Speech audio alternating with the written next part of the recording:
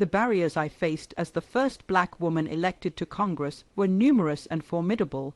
Not only did I confront racial discrimination, but I also encountered entrenched sexism and resistance from within the political establishment. From the moment I announced my candidacy, I was met with skepticism and opposition.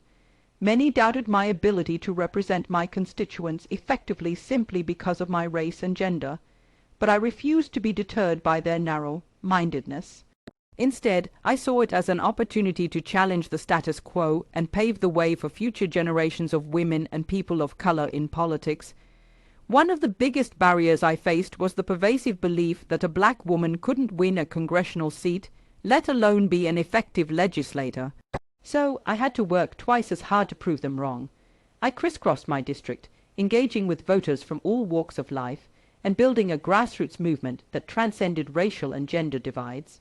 Once elected, the challenges didn't disappear. In Congress, I found myself isolated and marginalized by colleagues who were resistant to change, but I refused to be a silent spectator. I spoke out against injustice and inequality, advocating for policies that uplifted marginalized communities and challenged the status quo.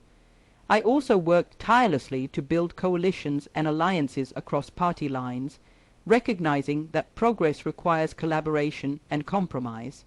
Whether it was fighting for education reform, health care access, or economic justice, I sought to bridge the gap between disparate interests and find common ground for the greater good.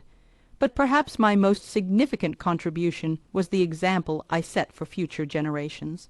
By refusing to conform to the expectations placed upon me, I inspired countless others to break free from the shackles of prejudice and pursue their dreams unapologetically. In the end, my legacy is not just about the laws I helped pass or the barriers I broke, but the lives I touched and the doors I opened for those who came after me. And while the journey was arduous and filled with setbacks, I am proud of the progress we made and the path we paved towards a more inclusive and equitable society.